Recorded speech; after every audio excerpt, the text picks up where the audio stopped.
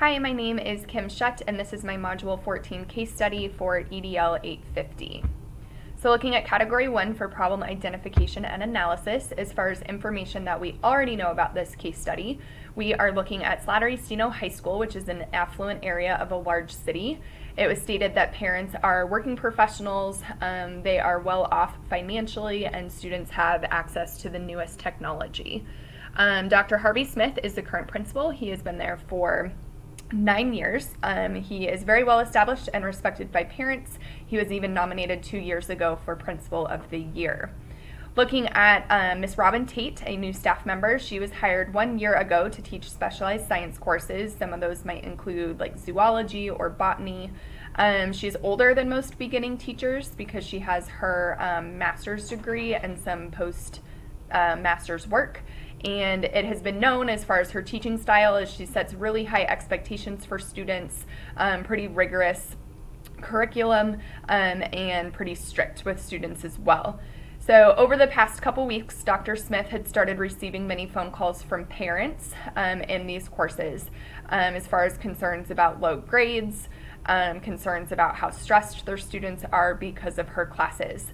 Dr. Smith then gave suggestions to Miss Tate as far as maybe classroom management strategies, how to still have those high expectations but not be stressing students out as much as they are. It was also stated that her instruction is pretty poor, therefore students' grades were suffering. So even with these suggestions from Dr. Smith, Miss Tate did not choose to follow these suggestions, so nothing was changed. In her second year, Miss Tate left for a 3-day weekend, and when returning, she was checking her school email and received a threatening email encouraging her to look at a link that was included. The link happened to be a Facebook page that had a lot of crude information about herself, both as a teacher, a lot of personal information, and there was a threatening remark too, which I'll talk about at a later slide. After receiving this email and looking at the page, Miss Tate calls Dr. Smith to inform him of the situation.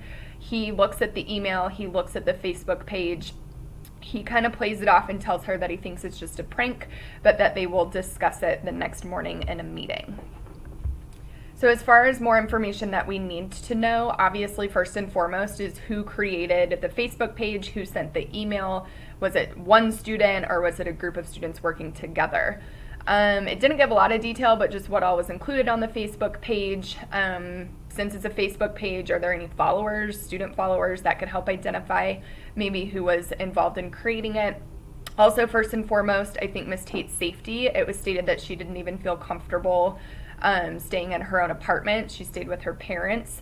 So I think as a principal, just knowing that, or knowing if she is in a safe place. Also, kind of like I said, are there specific students or a group of students who have had recent issues with her class? They talked about it as a whole, but didn't really identify specific students. Have other teachers been threatened as well, or is this just something with Mrs. Tate? What is the district policy regarding issues with technology or cyberbullying? Why did Miss Tate not take feedback from Dr. Smith previously? And lastly, should Dr. Smith report this before having a meeting the next morning? So he did kind of play it off for that night. I mean, there's only so much you can do night of, but does he need to go to the district or have that information ahead of time before meeting with Miss Tate in person? For problem identification, again, first and foremost, I feel like Miss Tate, she's been threatened. She doesn't feel safe. She received the anonymous email link, the threatening statement too. On the Facebook page, it said, "Who wants Miss Tate to disappear?" I think another problem to identify is, again, are other teachers safe? Is this just something to do with Mrs. Tate, or have students targeted a specific number of teachers? And then how can Dr. Smith work with Miss Tate to make her feel safe again? So how does she get reintroduced to the classroom? What classroom changes does she potentially need to make? In Category 2 for proposed plan of action, so if I was an administrator in this same situation, these are some of the steps that I would take. So after talking to Miss Tate on the phone, I would then meet with Miss Tate first thing the next morning. I would do this before talking to students, but after getting Ms. Tate's information gathered, I would request a written statement, and then I would individually start talking to students.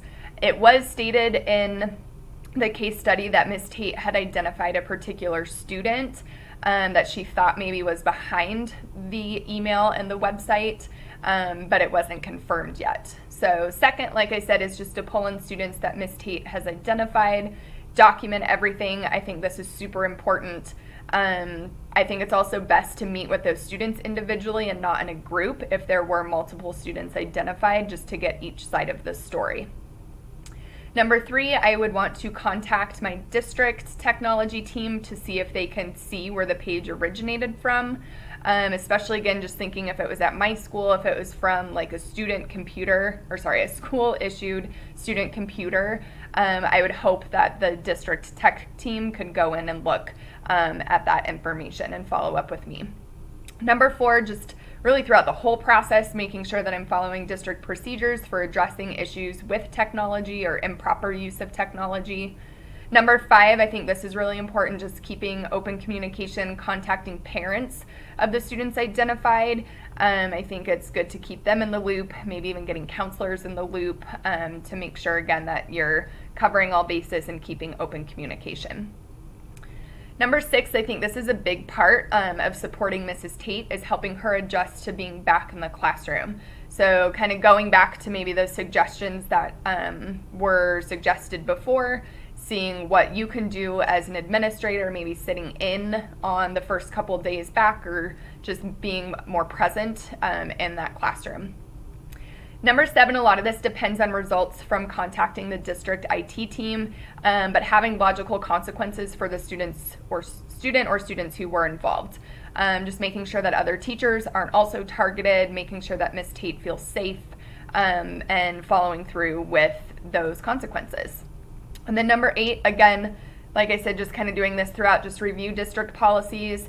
If this is maybe the first time something like this had happened, you might need to update or make changes to some of the policies if they weren't super laid out to begin with.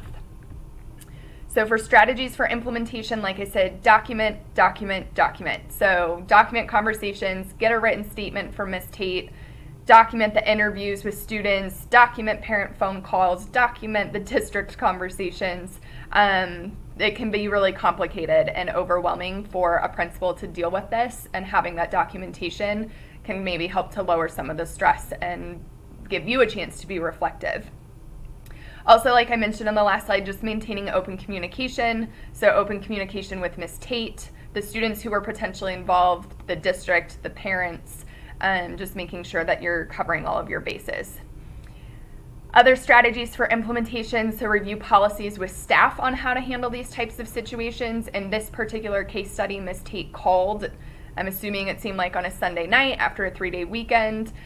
Is that the correct protocol if something like this happened? Just helping and informing staff if this were to happen again or another situation, what do they need to do? I think the next piece is huge, but educating students on proper technology use and the consequences of their actions. This is something in my current school that we do because we are one-to-one with laptops, but I think it's really important that students are aware of potential consequences and that it's not okay to do what was done in this case. And then I said this a lot, but just providing Ms. Tate guidance on teaching strategies and coming back into her classroom. It's probably going to be pretty awkward for her. She needs to feel safe, and like I said, she needs to make that transition as smoothly as possible. So I think as a principal, I would want to set specific goals for her, maybe do more informal walkthroughs, just being more of a presence in her classroom. This is something I love that my current school does, but just providing opportunities to go and observe other teachers. So not saying that she has to completely change her teaching style, but if she is a newer teacher and an older teacher, maybe to just going into multiple classrooms to kind of see what that classroom environment feels like. And then I think a big piece too, along with professional development, is assigning a mentor. So if there's another teacher that she could get along well with, she could be provided a mentor, and that could help a bunch too. So category 3, resolving the issues. So in order to promote the academic success and personal well-being of every student, students need to be educated on the proper use of technology, like I mentioned before. Students need to feel respected in the classroom. Students should be treated fairly. It's important to adequately address concerns from the students' perspectives. So making sure to, you're putting the students first, you're getting all the perspectives, you're getting both sides of the story, and just making sure that you're addressing their concerns for them to feel safe in the classroom. And then just like with what I would do with staff as a principal, but have open communication with students as well. This will help to improve, hopefully, their academic success and just overall well-being. Debriefing the problem. So my thoughts, feelings, and values. A lot of this I've mentioned, but just initial thoughts were obviously the safety for Miss Tate. I can't imagine coming home to an email like that and seeing a personal Facebook page made about me specifically. So just showing empathy. Immediately thought of like, what are the district policies regarding something like this? Are other teachers targeted too? Why do her students feel the need to do this? Is there maybe a bigger issue that I'm not aware of? And then I think another initial thought was just having a quick resolution. We want students to be successful. We want her to get back into the classroom as quickly as possible, while also covering all the bases. Some feelings, obviously concern, again, concern with her safety, maybe other teachers' safety if it was a bigger issue. Concern for policies, hoping that they're up to date and making sure that I'm following through with that. And then a concern for me was, in this case study, just her immediate accusation of a specific student. Yes, it's good to know student names and kind of have some background, but it seemed really accusatory, and it seemed like she didn't have a lot of proof to kind of follow through with her accusation. Also, frustration with a lot of people, frustration with the students. That absolutely should never happen. That's a horrible thing to do. Frustration with Miss Tate for not taking suggestions on implementing new classroom management strategies or decreasing stress in her classroom. And some frustration with Dr. Smith too. I know, again, he can't drop everything that he's doing with that phone call, but he did kind of just dismiss it as, oh, it's just a prank and I'll talk to you in the morning. So I think it's important to show empathy and, like I said, show urgency as far as to get a quick resolution. And then top values, first and foremost, safety of the teachers, safety for students, making sure that we come up with fair resolutions, and overall, sorry, it's kind of cut off, but overall, the student and teacher success. I want Miss Tate to be successful in her own classroom, and students should be successful as well. Some unresolved issues. Again, we don't know who created the email and Facebook page. What are those potential consequences? Have student relationships with Miss Tate improved? How has her classroom expectations or instruction changed? Why did she not take that initial feedback? Are students being taught proper technology use in this school? And then moving forward, again, just being reintroduced to the class. Maybe if they find out who that particular student or students are, as a counselor perspective, I would say too, making sure that that student, maybe you change their schedule so Miss Tate and that student are no longer in the same classroom. Category 5 and kind of analyzing Standard 5. So Standard 5, it says, an education leader at the building level applies knowledge that promotes the success of every student by acting with integrity, fairness, and in an ethical manner. So going through each of these categories. So as an education leader at the building level, how can I apply knowledge that promotes the success of every student by acting with integrity? So I've mentioned some of this before too, but again, with integrity, just maintaining open communication with all stakeholders, to not immediately accuse certain students, just kind of take that time and listen to all perspectives. Addressing Mrs. Tate's concern for her safety, making sure she knows that I am concerned about her safety and I'm going to try to make it better. Referring to district policies when needed, and then taking the time to be reflective when everything is done. As far as acting with fairness, I think it's important, again, to interview every student who might be involved. Don't assume anything. Get a written and verbal statement from Ms. Tate as well. Talking to parents, having appropriate consequences for students, and then providing those learning opportunities for Ms. Tate as well.